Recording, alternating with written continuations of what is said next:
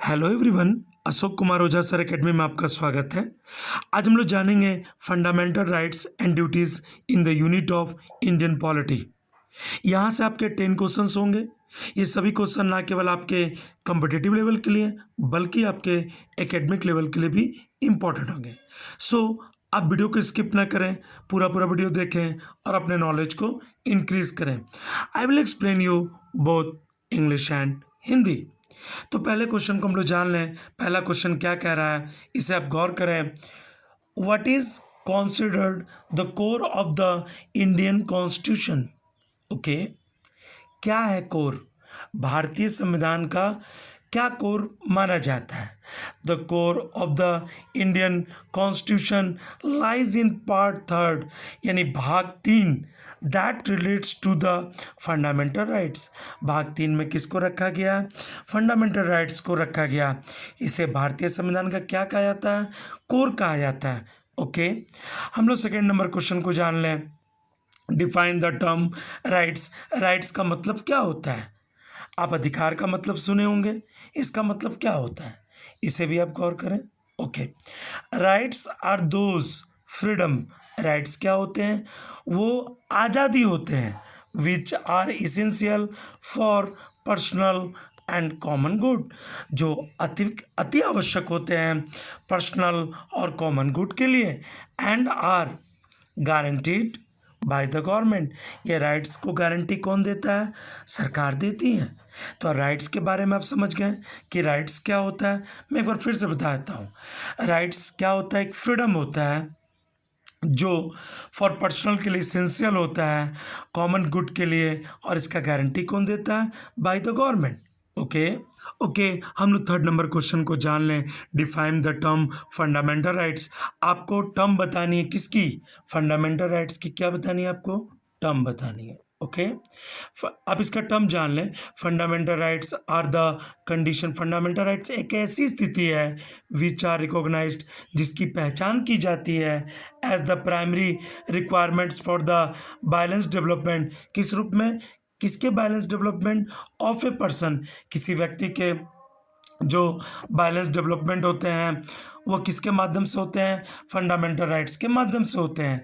तो यानी इसका अर्थ क्या हुआ कि फंडामेंटल राइट्स जो होता है वो एक कंडीशन होता है जिसकी रिकॉग्नाइज की जाती है प्राइमरी रिक्वायरमेंट्स ग्रुप में, और किस रूप में? किसी व्यक्ति के बैलेंस डेवलपमेंट के रूप में। ओके, हम लोग 4 नंबर क्वेश्चन को जान लें। 4 नंबर क्वेश्चन क्या कह रहा है? How do the fundamental rights act as a check on the arbitrary conduct of the state. यानी आर्बिट्री का मतलब क्या होता है? बिना तर्क, यानी अनुचित, कभी कभी अनुचित इसको कहते हैं, या मनमाना। तो यानी किस प्रकार से फंडामेंटल राइट्स एक्ट जो है वो चेक करती है राज्य सरकार मनमानी रूप से, यानी बिना नियम के। इसका आपको बतानी है कि इसका क्या उत्तर होगा। तो इसका उत्तर क्या कह रहा है, इसे भी आप गौर करें। Fundamental rights can be altered or curtailed only by the amendment of the constitution. देखिए, फंडामेंटल राइट्स को आप अल्टर यानी परिवर्तन कर सकते हैं, या इसको रोक भी सकते हैं अमेंडमेंट लाकर। किसका? संविधान का। However the basic structure of the constitution, जो बेसिक स्ट्रक्चर है कॉन्स्टिट्यूशन का, कैन नॉट बी अमेंडेड। लेकिन उसके बेसिक स्ट्रक्चर को आप अमेंडेड नहीं कर सकते हैं, उसमें प्रावधान नहीं ला सकते हैं। Okay, thus their inclusion in the constitution is a check not only the executive but also the parliament and other legislative bodies। देखिए, इसका जो इंक्लूजन है इन द कॉन्स्टिट्यूशन का, ये ना केवल चेक करता है एग्जीक्यूटिव को बल्कि पार्लियामेंट और लेजिस्लेटिव बॉडी को भी चेक करता है। तो एक बार हम लोग फिर से जान लें कि फंडामेंटल राइट्स को आप परिवर्तन कर सकते हैं, आप कर्टल्स कर सकते हैं अमेंडमेंट के द्वारा। किसके अमेंडमेंट के द्वारा? संविधान के। इसके बेसिक स्ट्रक्चर को आप अमेंडमेंट नहीं कर सकते हैं। ओके, इन बातों से आप अवगत हो गए। ओके, हम लोग 5 नंबर क्वेश्चन को जान लें। How do the fundamental rights reveal the fundamental unity of India. यानी जो फंडामेंटल राइट्स हैं वो फंडामेंटल यूनिटी को कैसे बताता है, इसे आपको बतानी है। The fundamental rights emphasises the fundamental unity of India. देखिए फंडामेंटल राइट्स जो है वो जोड़ डालता है फंडामेंटल यूनिटी ऑफ इंडिया, यानी मूल भौतिक एकता के बारे में। All the citizen have the same liberties, सभी को बराबर आज़ादी है। एंड द फैसिलिटीज, सभी को बराबर फैसिलिटीज़ है। इन रिस्पेक्टिव ऑफ वेल्थ और सोशल स्टेटस, चाहे वो धनी हो, अमीर हो, गरीब हो, सब बराबर हैं।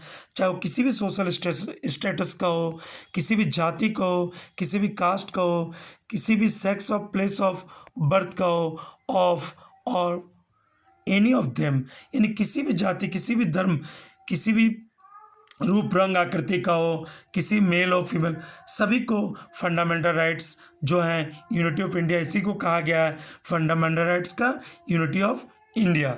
ओके, आप इन बातों से अवगत हो गए। हम लोग जानेंगे 6 number question. Name the rights that are deleted from the list of fundamental rights by the 44th amendment act. आपको बतानी है कि कौन सा ऐसा फंडामेंटल राइट्स है बाय द 44 अमेंडमेंट में, एक्ट में इसको डिलीट कर दिया गया है। इसे भी आप गौर करें। The 44th amendment act deleted the rights to property, यानी संपत्ति के अधिकार को समाप्त कर दिया गया है from the list of fundamental rights. कितना अमेंडमेंट? 44th अमेंडमेंट में। ओके, इसे भी आप याद रखें। ओके, हम लोग 7 नंबर क्वेश्चन को जान लें। 7 नंबर क्वेश्चन क्या कह रहा है? The constitution prohibits the state from discriminating against any citizen on ground only the religions, race, caste और sex. Mention the 2 exception this right. यानी कहने का अर्थ क्या है? जो कॉन्स्टिट्यूशन है वो प्रोहिबिट्स करता है। क्या प्रोहिबिट्स करता है? इसे भी आप गौर करें। ओके, स्टेट फ्रॉम डिस्क्रिमिनेटिंग, यानी राज्य को प्रोहिबिट्स करता है, राज्य को मना करता है डिस्क्रिमिनेट करने का। किसके खिलाफ? अगेंस्ट एनी सिटीजन, किसी भी नागरिक के खिलाफ। On ground only religion, race, caste, sex. Mention the 2 exceptions this right. आपको 2 अपवाद बतानी है। तो पहली अपवाद क्या हो गया? The state may make any special provision, राज्य जो है एक विशेष प्रोविज़न कर सकता है। The advancement of any social और educationally backward class of citizen, राज्य जो है एक स्पेशल प्रोविज़न कर सकता है, एडवांसमेंट कर सकता है सामाजिक रूप से और शैक्षिक रूप से, जो पिछड़े हुए क्लास ऑफ सिटीजन है उनके लिए। दूसरा पॉइंट क्या करे, इसे भी आप जान लें। Residence of a particular state can not be made a condition for appointment to a particular job of the state or central government।